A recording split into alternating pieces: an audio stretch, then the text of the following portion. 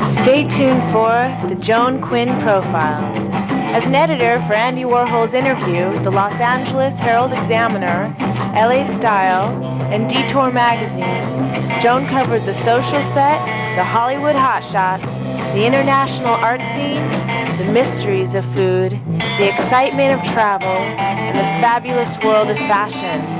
Joan continues to find creative people on the cutting edge who make things happen. Here's Joan Quinn. Hello, I'm Joan Quinn, and thanks for selecting this program. The guests, actor-singer Paul Michael and artist Betye Saar, are ready to talk to us. California artist Betye Saar spent her summer vacations with her grandmother in Watts, where she watched Simon Rodea build his Watts Towers. You'll see his influence on her work. Betty's work has been shown at the Whitney Museum, Fresno Museum, the Studio Museum of Harlan, MoCA in Los Angeles, MIT, as well as galleries across the United States. It was her 1988 trip to Southeast Asia that put her into the national and international arena. Hi, Betty. Hi, Joan. Tell us where you went in Asia and what kind of installations you did. Well, I was sponsored by the United States Information Agency, and I traveled to Southeast Asia, to Malaysia, to the Philippines, and to Taiwan. That was in '88, and then in '89 they sponsored me, and I went to New Zealand, to 2 venues in New Zealand. Did you put the same shows up in each one of those areas, or were you creating different site installations? Well, in the '88 show, they were all different, and then I recycled components of that for New Zealand as well as making other elements to use. Were they huge there were rooms. Installations? Well, if you've ever visited China or Taiwan, you know they like to do things really big. So the gallery was like 40 by 40 feet. They were, yes. Yeah, it was rather scary, but I managed to get Did you through take it. enough with you, or did you use things from the area? I used things from the area. I like to work with organic materials, and so I used stones from there, and they were responsible for finding me a boat. Oh. Yeah, so there was a recreation spot there called Sun Moon Lake, and they found an old rowboat, which I painted there. It seemed like doing a large room was such a departure from the small assemblages that you've done. I guess you could say, and I think I read it in a catalog, that you work as large as a room or as small as a shoebox. That's right, that's right. How do you make those transitions? Well, it wasn't that I got bored with making the assemblages, but people were always saying, oh, I wish I could just get in there. I wish I could get in there. And then I wanted to explore that, to what would it be like to work in a room, to find larger materials and create the same sort of feeling. Oh, and as your small pieces, yes. like you're like entering yes. in the room? Oh, yes. I see. So they really work together in yes. a way. Yeah, well, I know they're different because of the scale, but I try to capture the same mood to the small pieces as well as the large pieces. Well, explain to the viewers when we talk about assemblage what you do, and we talk about, I guess, found objects is what you use. Are they always found objects in your work? Well, I grew up really loving to find things, and this is where I was influenced by the Rodea Watts Towers and seeing the kinds of materials that he used, like from shards of pottery to corn cobs to tools. And I just followed my own feeling about what kinds of things I collected. And assemblage is basically assembling these things. Did you do it because you thought it was politically correct at a certain point to start showing those things? I mean, it is politically correct to recycle. Do you call it recycling? Yeah, it's nothing wrong with recycling it. I get a pleasure out of doing that.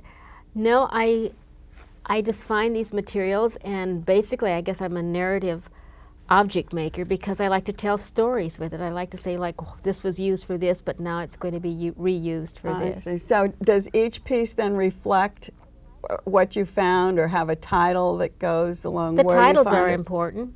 Yes, the titles are important, and sometimes it connects directly, or sometimes it's just about a feeling that I have. Does about it the material. really, is any of the influence, say, African American? I mean, is there, I know Yes. there's an ethnic, Yes. multicultural feel about it, but is it meant to be, or is it just Some a- of them, yes. Some of them I consider as ritual pieces because they're influenced by Africa and New Guinea and sort of earth-oriented cultures. And I use the same palette, you know, like earth colors or something like that. Others maybe are influenced by feelings I have about Asia or India or Egypt, you know. So, but I don't do it. The only ones that were really influenced by politics were during the 60s when I worked on the derogatory series with Aunt Jemima and Black Sambo and things like that. But you did use those Yes. symbols. Yes. And you must have been able to find a lot of them. Oh, yes. But, and of course now they're like archival in a way. I mean, Yes, they're a they're really part of collectible. history. Yeah. And do you still collect those kind of Well, they're very symbols? expensive now because they're so collectible, but when I was collecting them in the late 60s and early 70s, you could really pick them up quite reasonable. Were you talking against what they were, or were you just incorporating them as culturally a part of life? Well, I realized that they were culturally a part of life, a part of the African American history, but it also follows that recycling theme about recycling that information and changing that information. So like the liberation of Aunt Jemima became, instead of a servant or a domestic, became a revolutionary figure with a rifle and a hand grenade. Oh, is that how you Yes. depicted it? Ah, Yes. I see. So they were like turning over the image that society had set for them. I see, I see. So I noticed the way the pieces we have here are framed. Do you actually do the frame too? I mean, is Found that a part? frames. Found frames? Yes, this is a box that probably had drafting tools, and this is an old frame with a circuit board in it, and then that's a tray. Oh, so they are as well. Have Yes. you always been an artist? What did you do before you were? I always made things. As a child, I was project-oriented with my sisters and brothers. We always made gifts for each other and so forth. Was that an influence from your mother or Yes. father? Or? Yes, my mother. My father died when I was quite young, but my mother knitted and made jewelry. Oh, so and she was yes, always using her hand hands, things. Yeah. uh-huh. So we never got bored. If we would get bored, she'd say, "Go make something." And you've been doing that ever since. Yes. But as a student, I studied design because it wasn't really sort of realistic to be an artist when I was going through the school That's system. what I wondered. Did Yeah. you go to school? You went to school here? Yes, Pasadena City College and UCLA, and design was my major. But And- Go Go ahead. on. From when you finished college then? then I was interested in designing graphics, you know, brochures Oh, and you cards did. and things like that. And greeting cards. I had a line of studio cards. Oh, you When they did? first started out, yeah. Oh, I didn't know that. I thought you were a teacher at one point. No, teaching didn't come until later. Oh, you did teach. Did you teach art? Yes, I taught art. It was, I was married for 16 years, and when I got a divorce, I had to get a job. So I worked in the theater for a while and then got teaching positions.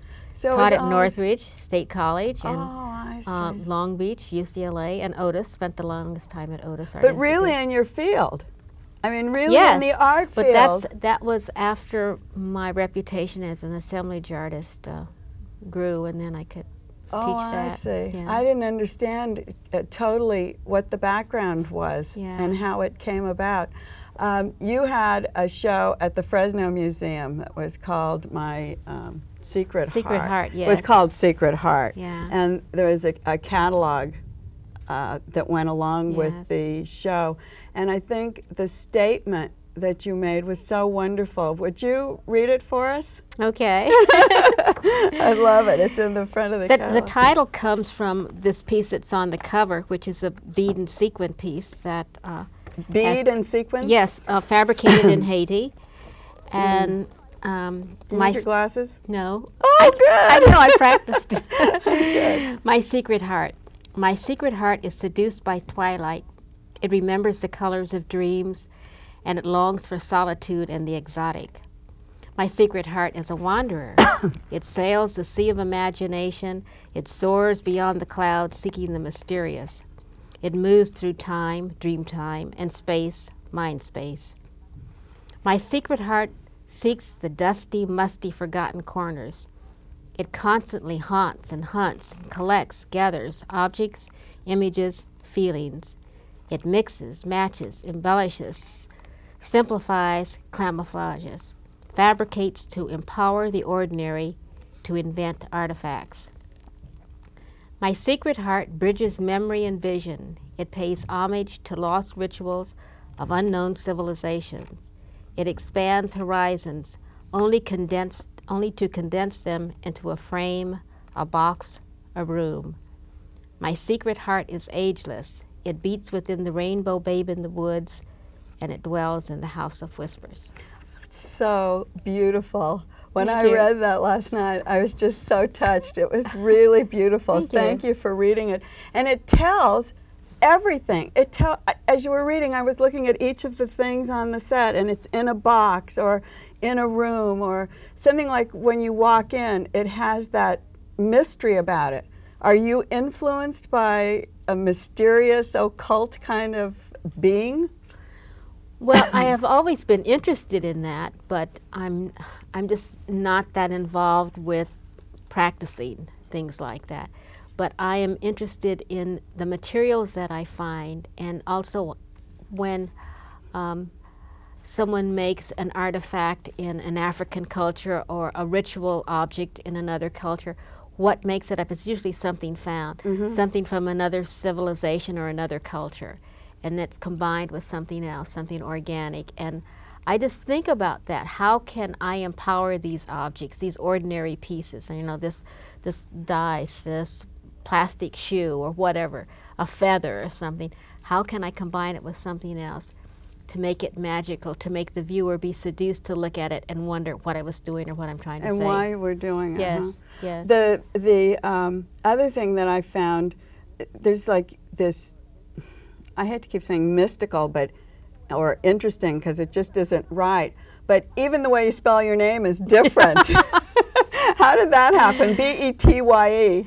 Oh, you know, when you're in high school, you try to be different. So that's when I changed it. So it all started there. Yeah, Well, one thing that I wanted to mention is when we were talking about the Fresno Museum, you were awarded the Distinguished Artist Award at the museum with the 93 Distinguished Artist Award from the Fresno Museum. How did that come about, and what was it actually? Every year they honor a woman artist.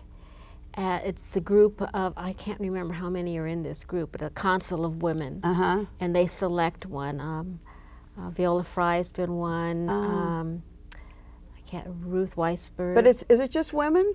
Yes. Oh, it's just a woman. Yes, it's a women's group that honors it. Yeah. Oh, how great. Yeah, and the honor is a luncheon and a really beautiful crystal ball, an exhibition, and a catalog.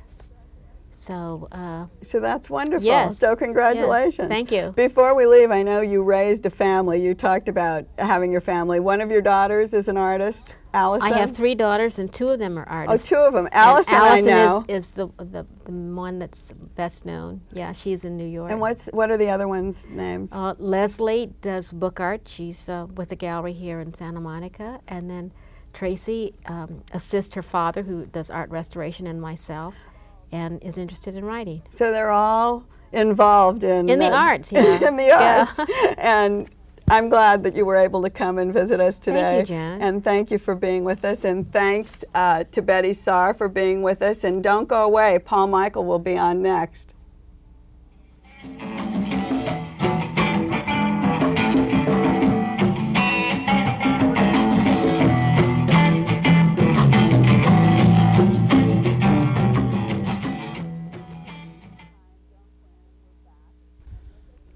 Hi, I'm Joan Quinn, and we're back. And with us is actor-singer Paul Michael. He was first seen on stage in the 4th grade Christmas play in Providence, Rhode Island. His strong voice was inherited from a grandfather who was a minister. Paul went to Brown University, where he studied the classics, sang with the orchestra, and was active in the drama group. Then it was New York. Hi, Paul. Hello, Joan.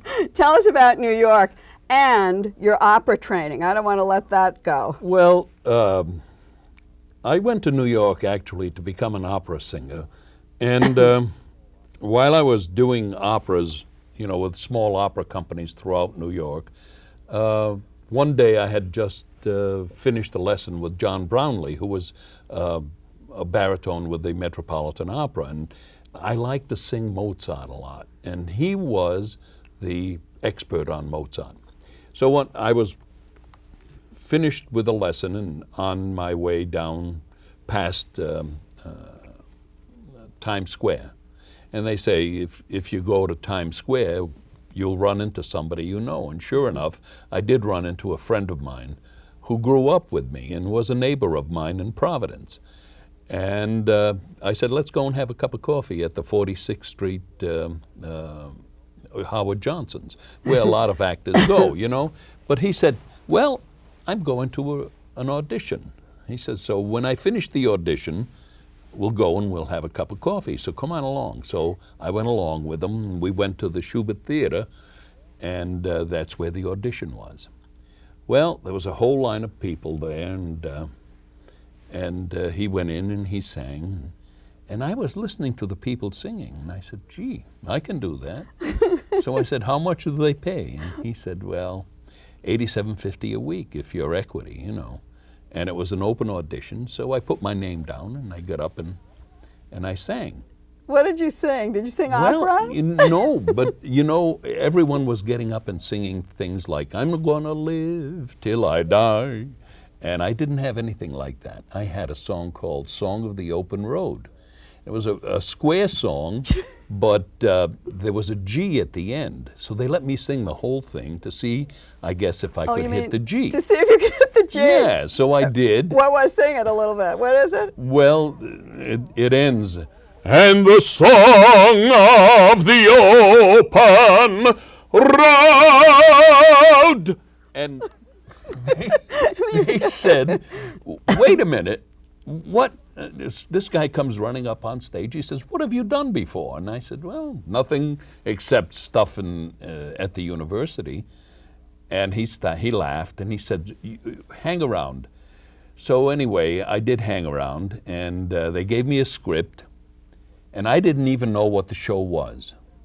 But the next thing I knew, I was reading with Judy Holliday. I can't, not the bells are ringing. Bells are ringing. Is that right? This is an unbelievable story, but as soon as I saw Judy Holliday, I knew who she was, of course. She had won the Academy Award, and my knees began to shake. But I read, and then a few months later, I got a card that they wanted me in the cast. And that day, in the audience was Jerry Robbins, who was the man who came up. He directed the show. He was the one who asked you, where have you been, what have you been doing, and you didn't know it was Jerome Robbins? I didn't know it was Jerome Robbins. And the choreographer was Bob Fosse. Oh, you're kidding. And Judy Holliday, and Julie Stein, who wrote the music, and Comden and Green. Well, you couldn't start much higher. I mean, you started at the top. It was unbelievable. And the show ran 2 years. I would say that was the break. That was your Broadway break? Probably. I think what a story. I mean, just to happen into it. Well, of course, you had the great voice and you had all of that went along with it. But you really were quite by chance. It was quite by chance. And anyway, I did one show after another. Yes, then you did Do Re. Well, I don't know what order, but I remember you did Do Re Mi, with Tovarich. Phil Silvers, right? Tovarich with Vivian Leigh and Jean-Pierre Aumont. And Zorba. Zorba with Herschel Bernardi. Man of La Mancha. I did 14 shows on Broadway. Breakfast at Tiffany's. Breakfast at Tiffany's. What did you do in that? Well, I did Sally Tomato with Mary Tyler Moore and Richard Chamberlain and Sally Kellerman. Is that right? Yeah. Oh. It was... so you just went on from one show to another? One show to another. And your next guest, Bud Friedman, opened the Improv in 1963. Bud Friedman's going to come on a future show, but I know you know him and you saw him the other night. Right. So, and it was in my mind too when you were talking about. And you know that it was such a friendly place. We used to go there and sing, and it wasn't only stand-up comedians. It was a lot of singers who would come after their Broadway show, go to the Improv, and have something to eat, or a cup of coffee and a piece of pie, and get up and sing. But those were the times when everyone was helping everyone else. There was a lot of camaraderie. And I think that's why you could be so active in so many things at one time. Days. Yeah. Did you ever get typecast from any of these well, shows? Not really, but you know, in Tovarich I played a Russian spy. In Zorba I played a Greek. You know, and you played a gambler and a and circus barker. And Fiddler on the Roof, Tevye, you know.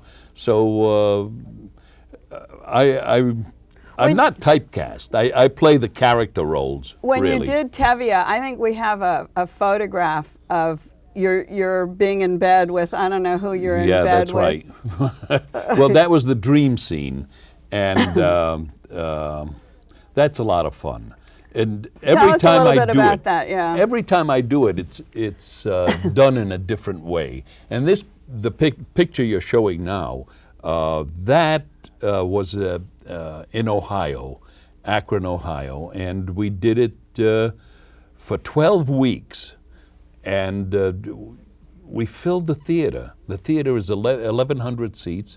We filled the theater every performance. So people are hungering for those shows. People are hungry for live shows. And also something that has quality and something that's singable or kind of knowable in a way. Fiddler on the Roof I've done about 1,000 times. I know. Don't you get tired of it? I never get tired of it. You know something? I'm waiting for the next time I'm going to do it because I have something else that I want to add to it. Oh, so you just keep going? It builds and builds, and it's just so wonderful. You talked about playing all these different roles and that you don't really get typecast, but how do you change your character? Your voice is always there, but what do you do with your persona? Well, what I do is I put my own persona into the character, so that I don't have to do any changing. I might have to do some acting, you know, but everything is acting. So I try to make it as true as possible, as real as possible. Grow a beard or wear a wig? Well, I can grow a beard, you know, for Fiddler on the Roof, I grow a beard in a week and a half. And then you just keep it? I just keep it. They only give you 10 days to rehearse, you know. Oh, so it's by the time the rehearsal is over, you have a beard. That's right. What about movies and television? Have you done any? I've done quite a bit of the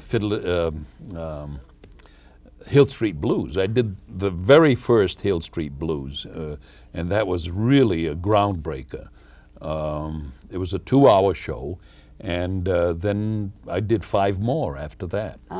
But that and Kojak and... so mostly television? Yeah, television, and I did a couple of movies, you know, Mask of the Red Death. Oh, right. And another one was Singing in the Rain. Oh, you did? Yeah. Did you dance? Well, actually I did. I did dance and sing. And the director of that, Herbie Ross, was the choreographer on Tovarich with Vivian Lee.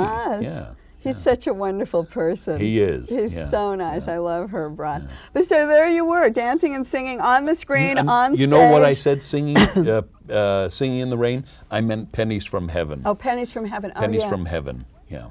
But still, it's the same kind of thing. What do you prefer? Do you prefer the stage or TV work? Acting is acting.